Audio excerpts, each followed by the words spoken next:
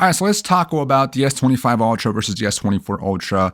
Right away, it's pretty obvious and clear, honestly, that if you already have the S24 Ultra, there's no need to upgrade to the S25 unless the trade-in deals are very enticing. They offer you a lot more for the S24 Ultra that maybe you paid, say, $800 for it. And I know when you were pre-ordering, you could get $900 back and go towards the S25 Ultra, which would bring it down to around like $400. So I definitely think that's a very tempting deal. But if you don't have the money, if you don't need to, don't do it. You're more than fine with the S24 Ultra. The biggest difference, in my opinion, is going to come down to, yes, the raw performance, the numbers, but also the look and feel. So the S24 Ultra here, you can see, has a boxier design, more rectangular, pointy in the corners, versus the S25 Ultra, well, it is also somewhat rectangular.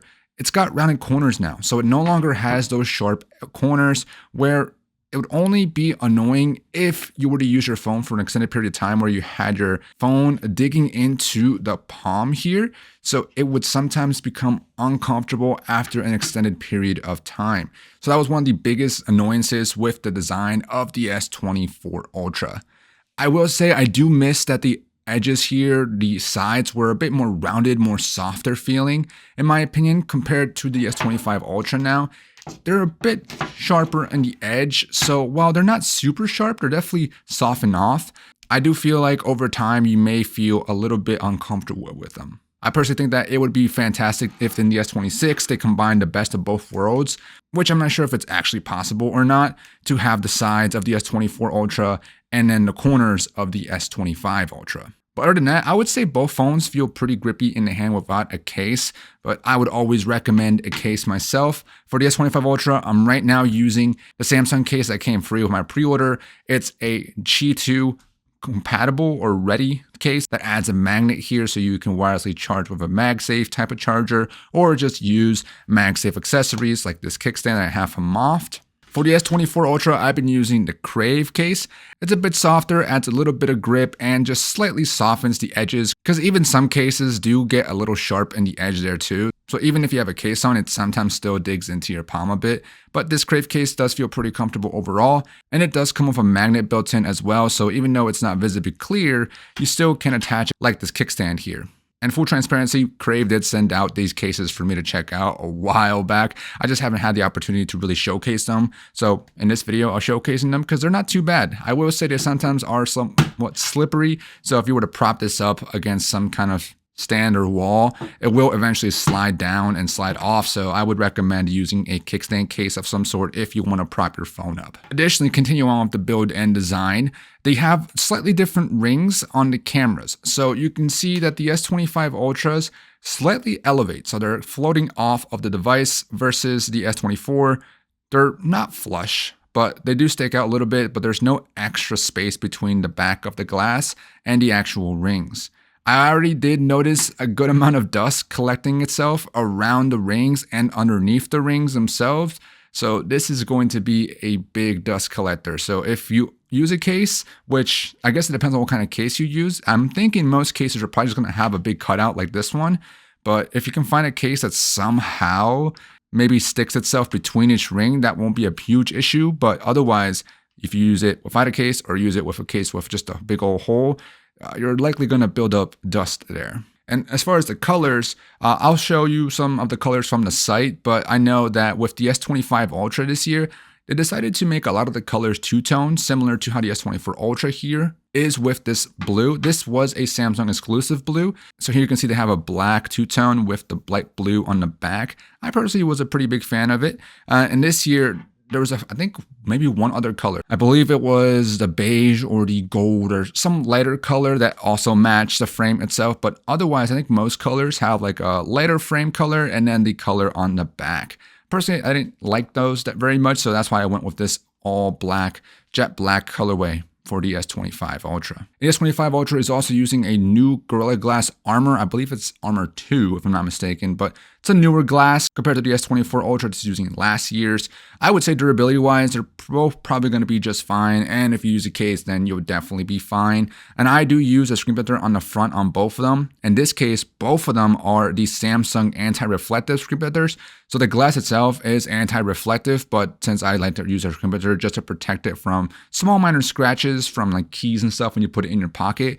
And they also, of course, keep that anti-reflecting screen. So if I put them up against the light here, I would say they both do a decent job. The S24 Ultra looks a little bit redder, or the hue, as far as the reflection, but otherwise you can still see reflections if you're in direct lighting here.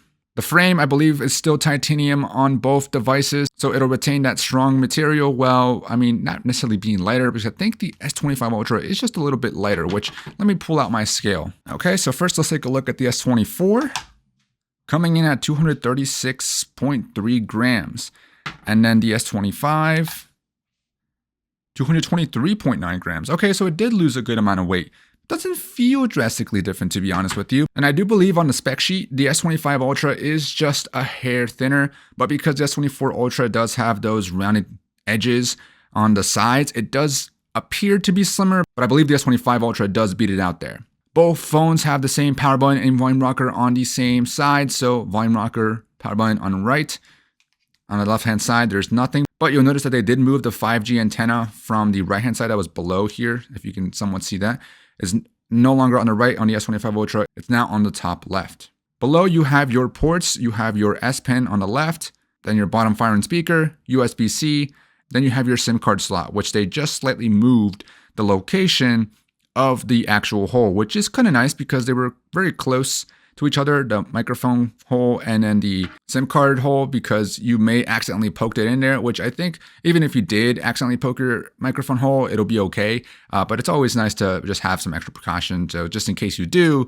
And just a quick rundown of the S Pen. They'll have similar functionality.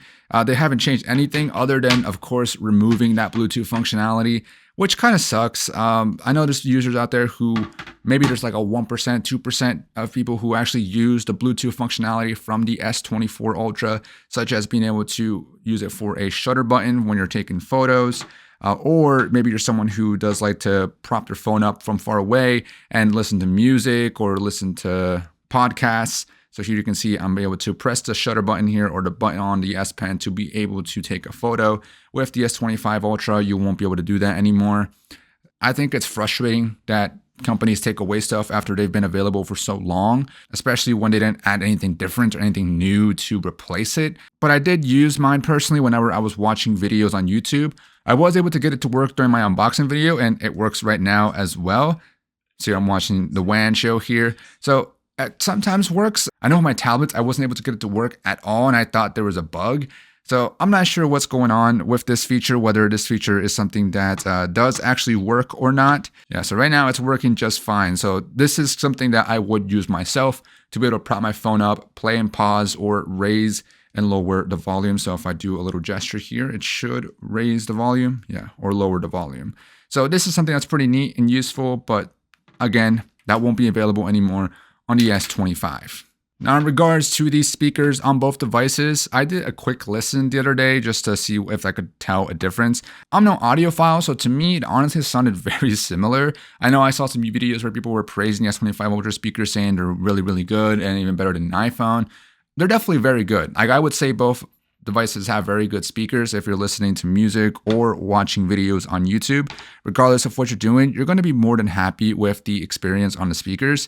I will say that if you were to accidentally cover them up, so say you're watching a video and you accidentally cover up the bottom firing speaker, it sometimes does distort the audio. In terms of the haptics, both have pretty decent haptics. I like to keep mine personally around, you can see they're just below halfway, because I don't like them too aggressive. I think they feel better if they're slightly below that halfway mark, but they overall feel very good when you're swiping around, going into your recent settings, or when you're typing. They both feel very nice in the hand. But like I said, I think the haptics overall on a phone are king on either a Pixel or a OnePlus device. Now, in terms of biometrics, you get the exact same experience here. Same fingerprint sensor, and both function just as well. So even if your hand is just a little wet, both of them will be fine. And you can see here that you can turn them on from the display being completely off. They don't need any kind of light to shine through the display to be able to read you. That's because it's an ultrasonic fingerprint sensor versus an optical light fingerprint sensor. And they also both have facial recognition, which work just fine. This one's not detecting me right now because the microphone is in the way. But I found for the most part, they both function really well. I will say though that they do suffer in lower light conditions. There was a couple times where I was outdoors in the nighttime and both devices struggled to recognize me. Now, in terms of the display, both have very large displays, which allow you to get a pretty much seamless bezel-less experience. I think the S25 Ultra has slightly smaller bezels and thinner bezels, which makes it a 6.9-inch display versus around a 6.8 something display on the S24 Ultra. But in terms of quality, both of them are going to be fantastic. So regardless of which one you have, I personally, as you can see here, I'm scrolling through my subscription feed. I watch pretty basic videos. I don't need the highest quality of video to enjoy the content that I personally consume. So I don't need either of these displays, to be honest with you, but it's always nice to have one of the best displays out there.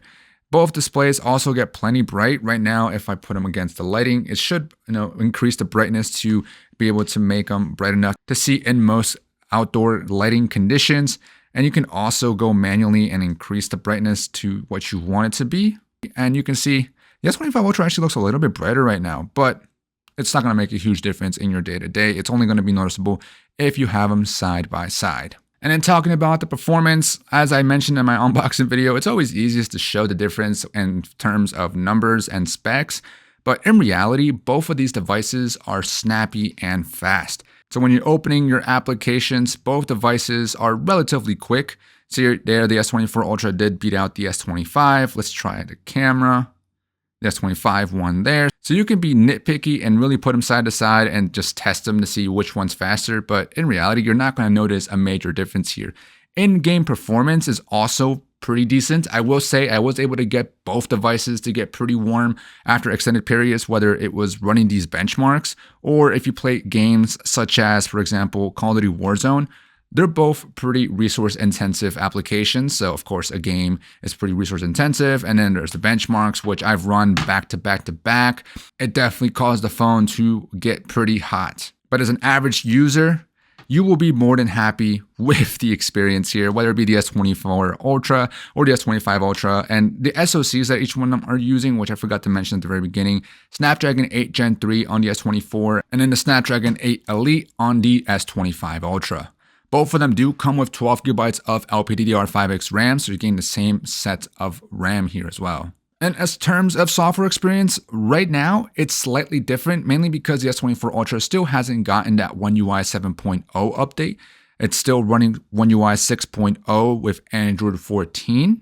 So here you can see I have not gotten the update yet on the S24 Ultra, still pending on that. Whereas the S25 Ultra out of the box did come with the latest version of One UI and also the latest version of Android. So it is up to date, but I expect the S24 Ultra pretty soon, probably right before I have to trade it. It'll probably get the One UI 7.0 and Android 15 update. So I won't be comparing the two One UI experiences, but I will say it definitely improved. It didn't get worse.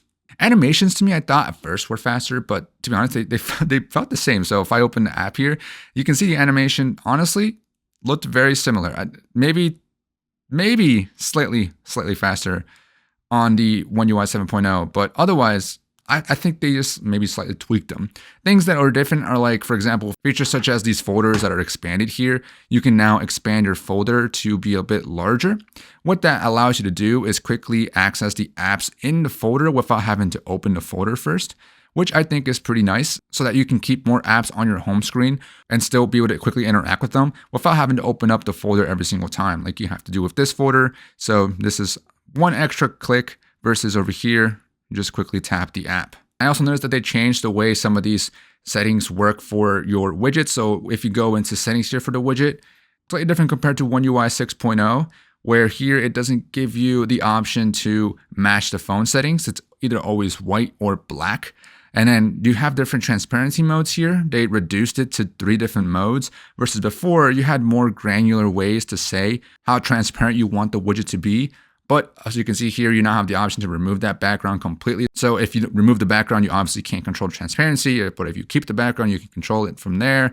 So I kind of like the granularity that you had with the One UI 6.0 settings. It could be that they just wanted to simplify it. Additionally, they changed the way you can quickly resize your widgets. So there's multiple weather widgets available, and usually if you want a smaller one, you have to remove the size that you added first and then add the one that you want. So for One UI 7.0 here, you can see it dynamically changes as I'm resizing the widget.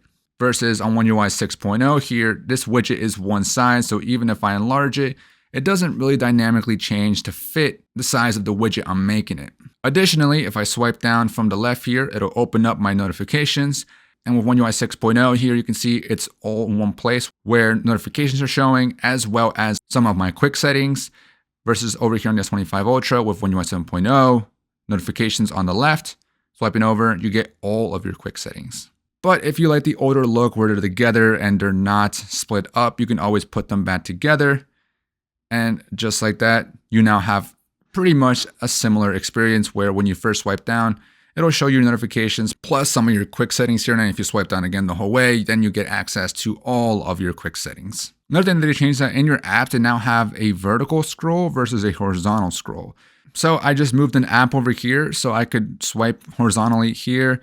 And if I were to have more applications, I'd be able to swipe up and down to see the rest of them. The only upside of having it horizontally scroll is that you could make each page in your apps library to be a particular page for a certain thing. So I could organize these folders into individual pages, but that could add some extra complexity and annoyance to people who don't really want to do that. So each has their own benefits, their pros and cons, and I actually don't mind having them all on one page, just because recently, as you can see here on my S24 Ultra, I've pretty much been organizing everything onto one page already.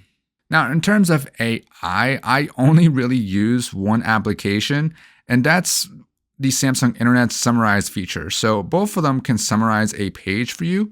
Well, this one can't even summarize the page. So if I were to go to a different one, let's go to Tech Radar. See if it can summarize this particular review of the S25 Ultra. All right, so there we go. Translate. You can also translate the summarization. So if you want to translate this to a different language, so example, Spanish here. This is the only feature that I've actually used in terms of AI, but of course it is specifically for the Samsung Internet application.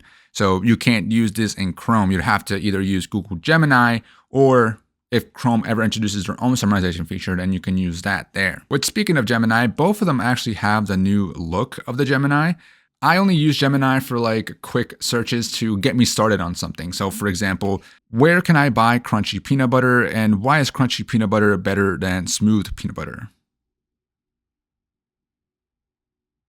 You can buy crunchy peanut butter at most grocery stores and supermarkets. Some popular brands include Jif, Skippy, and Peter Pan. So I'll ask things like that just to get a quick start on my search. And if I want to do more in-depth search, then that's where I'll switch then to Samsung Internet to do a little bit more in-depth if I'm not satisfied with the findings that Gemini has. And you can see there, both of them did the job. They both functioned normally, so you don't need the latest and greatest to be able to do that. And I will be doing a more in-depth video of the One UI experience with the S25 Ultra, talking about the various features, because some of them are very similar to the S24 Ultra, aside for a few minor changes. And not to mention, both are still going to be getting a lot of support when it comes to their software. The S24 Ultra is still promised 6 more years of major OS updates versus the 7 right now of the S25 because it's 1 year newer. But 6 years is still a lot of time. So that's why, again, it's very important to maybe consider just keeping your S24 Ultra, or if you're looking between the two devices, to get the S24 Ultra because you may be able to find it for a slightly cheaper price. And in terms of these cameras, I'm going to let you guys make the judge of what you see on screen because I think they looked very similar. They may tweak things in the software, and the only major hardware difference here is going to be that the S25 Ultra does have a 50 megapixel ultra wide, and they've added the ability to use log and the pro video settings of the S25 Ultra. I likely won't take advantage of that. I bought the iPhone 15 Pro Max thinking, oh, it's got log. I'm going to be able to use that and learn how to use it. I think I only touched it once when I was trying to just get an example for you guys. So yeah, while there's log, maybe I'll use it. More than likely not.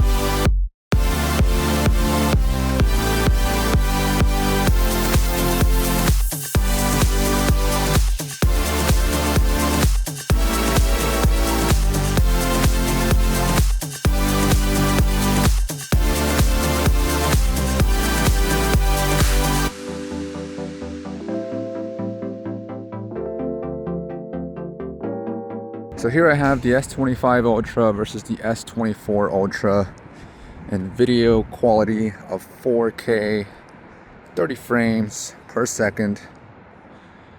Get an idea of the stabilization in the ultra wide, as well as just like in like the detail. Let's see if that ultra wide makes a difference here. You can see here you can get pretty close to the subjects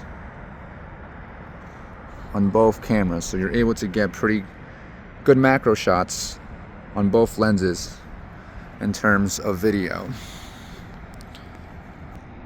Nice blue skies. From the viewfinders, it looks very, very similar. Now we're going to switch to the 1x lens on both of them here. So they both, I think, have the exact same hardware lens.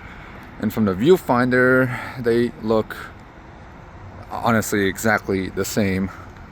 So I have them both set to the display quality of natural colors as well. So I'm not really seeing a huge difference here in terms of color. Quality wise, it's difficult to see really on a small screen. On a small screen, it looks just fine. But this would also give you an idea of the video stabilization here. Looks pretty well stabilized. I am just doing all handheld right now, so one on each hand. And it looks pretty decent.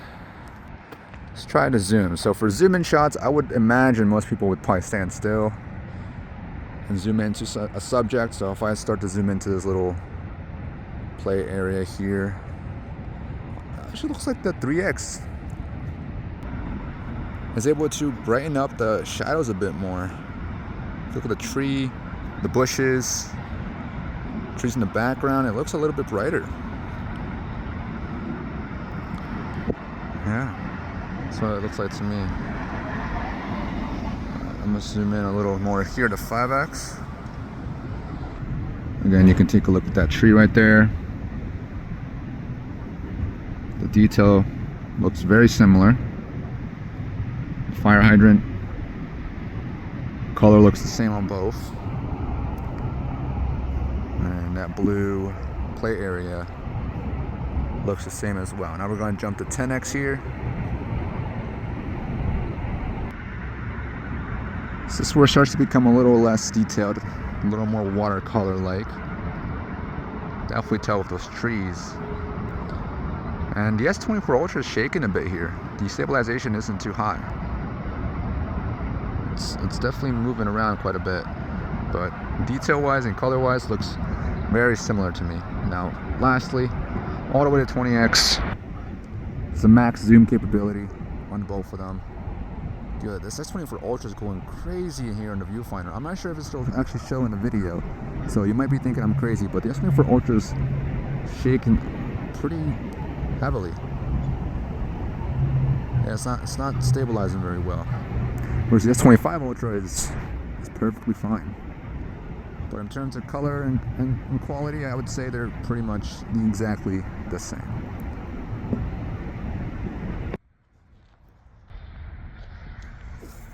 Now in terms of the front-facing camera here, I believe they have the exact same sensors as well. So you should be getting the exact same detailed quality. One thing I love about the Samsung video quality experience is that you can just switch between the front-facing cameras and the back-facing cameras while you're recording, so you don't have to stop, pause, switch cameras, switch lenses. It just happens, within the video, so you don't have to worry about that, which is really nice.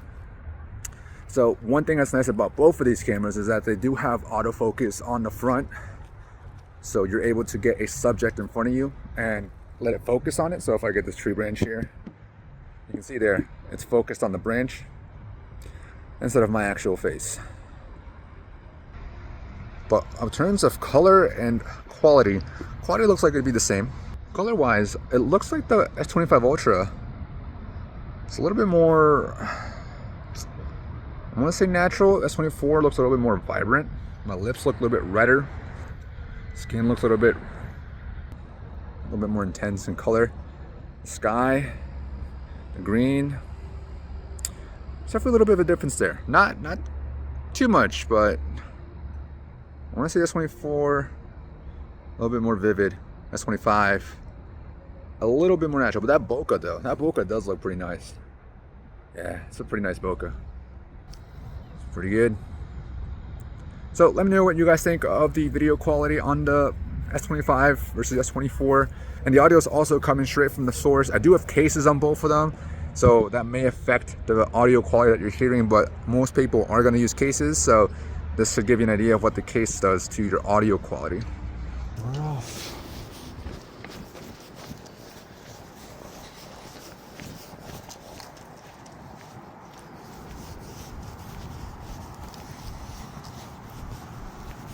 In this low lights environment with Tiki, the star of the show. Tiki, the star of the show. Yeah, she is. So now we're shooting with the 1x main lens, just to see what kind of quality we're talking here. And low light, well, I wouldn't say like dark environments, but lower light. You know, sun has set, dusk times. Trying to see what kind of video quality we get here. I think it's pretty decent here, and then color-wise, they look very, very similar. Not seeing much of a difference here. And I'm really putting the stabilization to test because we're being pulled by a pup. she's a puller, man.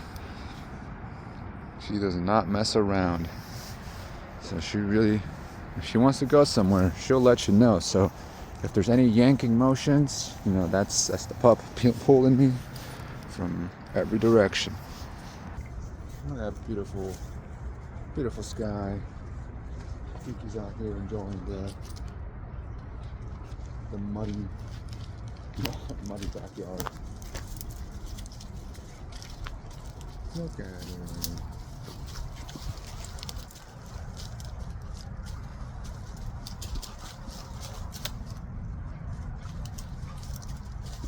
Kiki, where you going?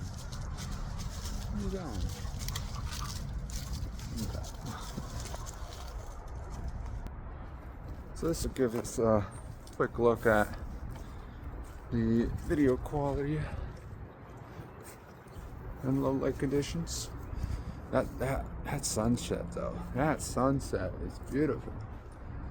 Alright, ready to go inside? I think Tiki's ready to go inside. This is 4K Ultra HD. Let's go inside. Alright, so now we're recording in low light conditions. Right now we're using the ultra wide on both lenses, and you can only see Tiki with her little glowing, and she's getting herself stuck, or kind of. Tiki. So this is what it looks like, and the ultra wide, 4K 30. From the viewer, from the display here, seems to be that the S25 Ultra is not as bright, but at the same time the S24 Ultra is a bit noisier. It's definitely trying to pull in a bit more light by overexposing, or not overexposing, by boosting that ISO, it looks like. So now I'm shooting in the main lens, and I gotta say, again, the S24 Ultra looks a bit brighter compared to the S25 Ultra. But again, this could be due to the fact that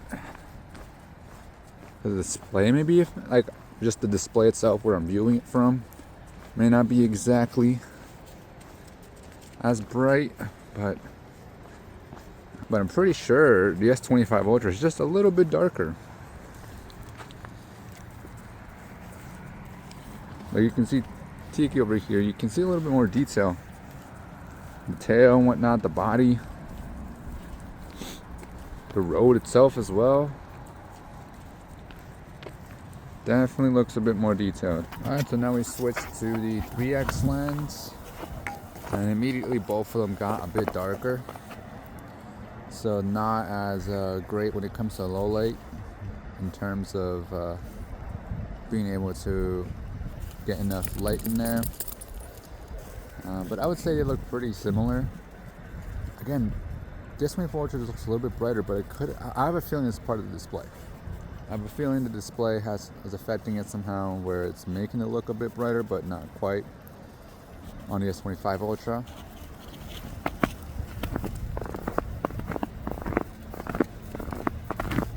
Here you can see a lot of vibration as I'm walking. Yeah, there's definitely a good amount there.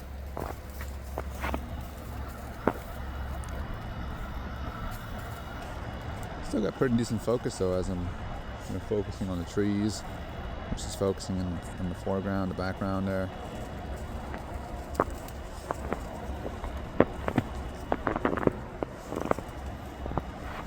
Now, can you do 5x? I think it can.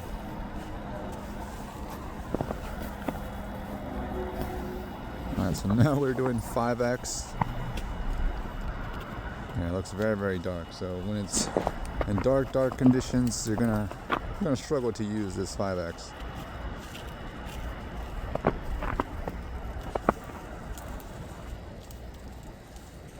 But when there's some decent lighting, it doesn't look too bad, as you can see here. Right now, this is low light with the front-facing camera. Why are you growing? Get down here growing.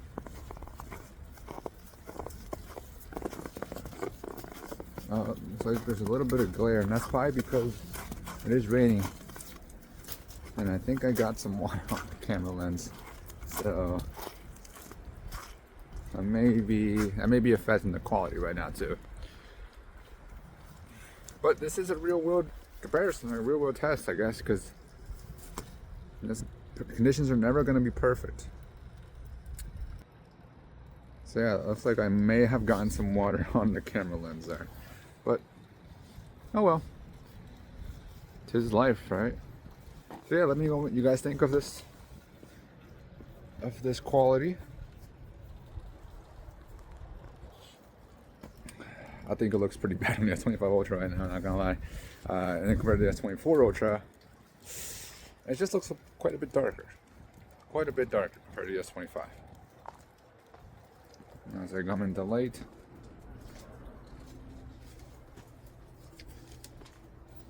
doesn't look too much better on the S25.